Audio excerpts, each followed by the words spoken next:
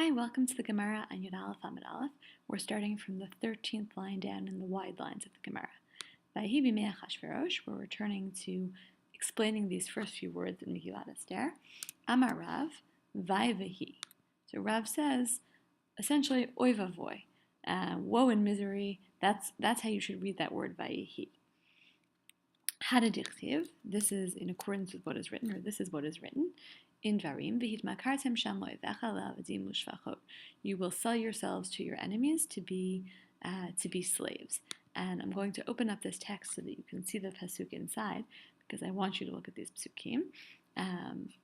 This quote is from Dvarim, and it's from the Tochacha. It's from one of the parts of the Torah that describes all the terrible things that will happen if we don't listen to Hashem. So this one in particular speaks about God returning us to Egypt if we don't listen, and we'll be so poor, we'll be so desperate that we'll want to sell ourselves to the enemies to be servants. And the end of the pasuk is ve'ein koneh, but no one will even buy us. That's how bad it will be.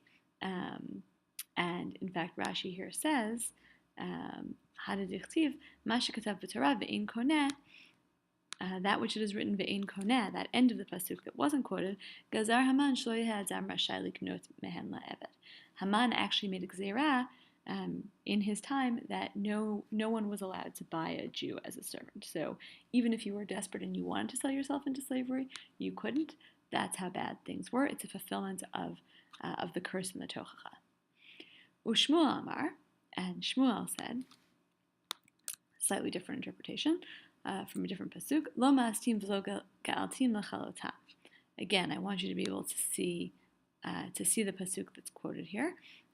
This is from a different part of the Torah from Vayikra, but this is from the other time that the Tochacha is given, the other time that these curses are listed. But here, it's from actually right after the Tochacha. So after it says that all the curses that are going to happen, God says, but at the end of the day, I'm not going to reject you once they're in their enemy's land. Lo ma'astim v'lo galtim, I won't reject them, I won't abhor them. L'chalotam, to destroy them. L'hafer briti, to break my covenant with them, because I am the Lord their God. I'm not going to reject them in the long term. That's a promise that God makes. So Shmuel explains this pasuk. Lo ma'astim, I won't reject them. That's b'yemei vanim, at the time of the Greeks. Lo ga'altim, and I won't sort of despise them, b'vei Nebuchadnezzar, in the days of Nebuchadnezzar.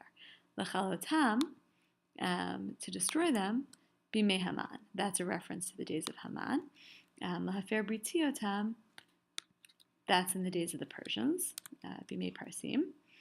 Ki ani Hashem Elohehem, b'mei Gog uMagog, so in the immediately pre-Mashiach era, it'll be seen that I'm their God. So in other words, each part of this verse, which seems like it just has a lot of synonyms, I won't reject them, I won't destroy them, I'll stay with them eventually. Each one refers to a different time in history when in fact God does not completely reject us. But Manitzatana, in a Tanaitic source, it's taught, Lo ma'astim b'mei kasdim. I didn't reject them in the days of the Kasdim.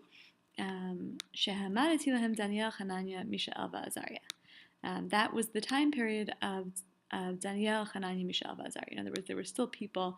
You could tell I didn't reject the Jewish people entirely because there were still people there to kind of help them out. V'lo ga'altim, and I didn't entirely despise them.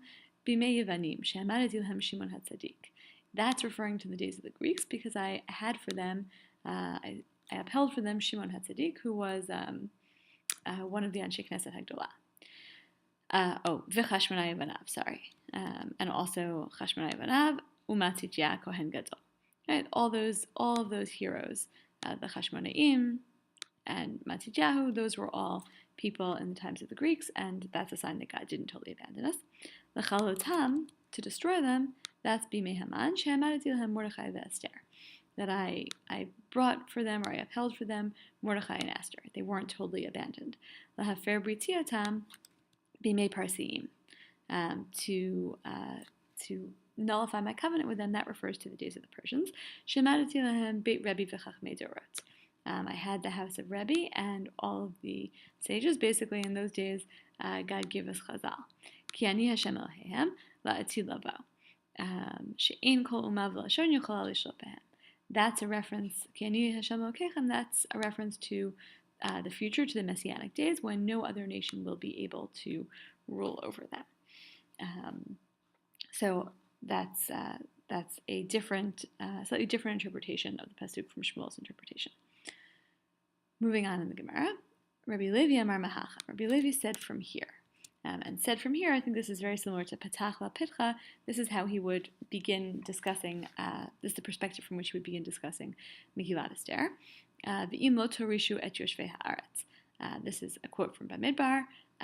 If you don't fully inherit the land, meaning you're supposed to destroy all the inhabitants of the land when you go in. You're supposed to fully conquer the land of Israel, and if you don't fully do that, that's bad. Then you'll be punished. This is Rashi.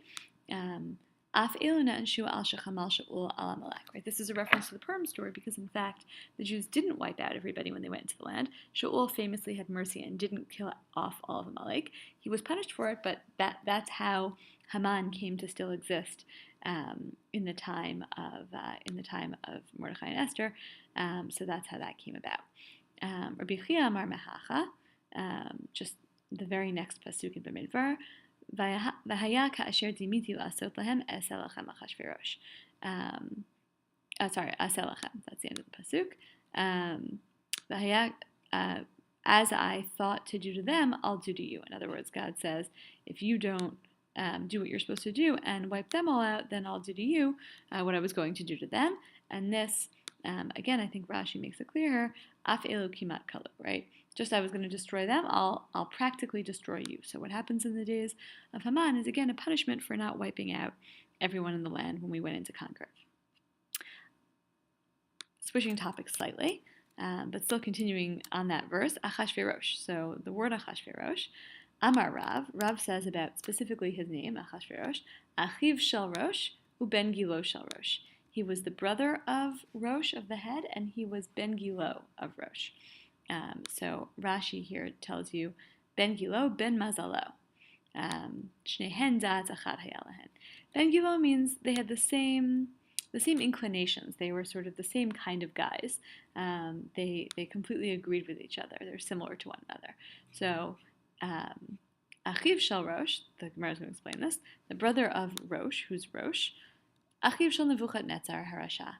He was the brother of Nebuchadnezzar, the evil one. Shinikra Rosh, who was called Rosh, Shine'amar, as it says in Daniel, Antu Reisha Didahava. He refers to Nebuchadnezzar as the head of gold. So that means that Nebuchadnezzar was the Rosh, and Achashverosh was his brother. Ben Gilo Shel Rosh, and he's like the same kind of person as Rosh, as Nebuchadnezzar, in the following way. Hu Harag, Nebuchadnezzar killed Jews. Hu Bikesh Laharog, Achashverosh wanted to kill the Jews. Hu Hichriv, Nebuchadnezzar destroyed. Hu Bikesh Lahachriv, and Achashverosh wanted to destroy. Shine'amar, as it says in Ezra, U'malchut Achashverosh b'tchilat malchutu kitvu sitna al yoshvei Yehuda v'Yerushalayim. In Sefer Ezra, it reports that in the times of Achashverosh, he wrote Achashverosh wrote a sitna against the Jews. Sitna, Rashi says, Shinimna l'saten lahem shelo yivnuhu. That Achashverosh appointed someone to kind of bother them, to prevent the Jews, shelo yivnuhu, to not be able to build the temple. With the Persian rulers, it sort of goes back and forth. Can they rebuild the temple? Can they not rebuild the temple? So Achashverosh had a special appointee to make sure they didn't rebuild the temple.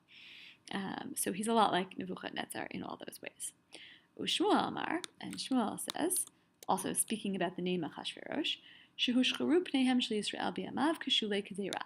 the faces of the Jewish people became blackened in the days of Achashverosh, like the bottom of a pot. The bottom of a pot becomes blackened from fire. Our faces became blackened from suffering in the days of Achashverosh. Rabbi Yochanan Amar, and Rabbi Yochanan said, again, also about his name, Kol shezochro Amar Ach LaRosho. Anyone who remembers him, anytime you think about Achashverosh, you say, basically, ugh, my head. Oi, my head hurts. That's how bad he is. Rabbi Chanina Amar, and Rabbi Chanina says, Sha'kol na'asu rashin biyamav, because everyone became poor, this word rashin, in the days of Achashverosh, Amar, as it says, V'yasam melech Achashverosh mas, King Achashverosh placed a tax on the people, and that made them poor. So your questions for homework.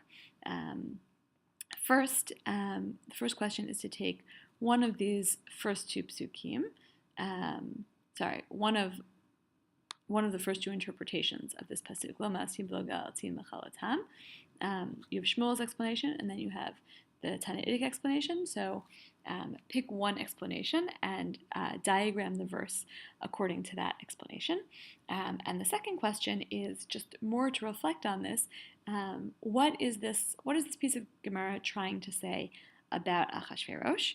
And is this consistent with how you have thought about Achashverosh in the past, how you see him in the context of the Megillah?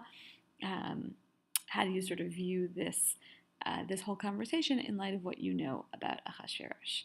Okay, that's the end of homework 33. We'll stop here.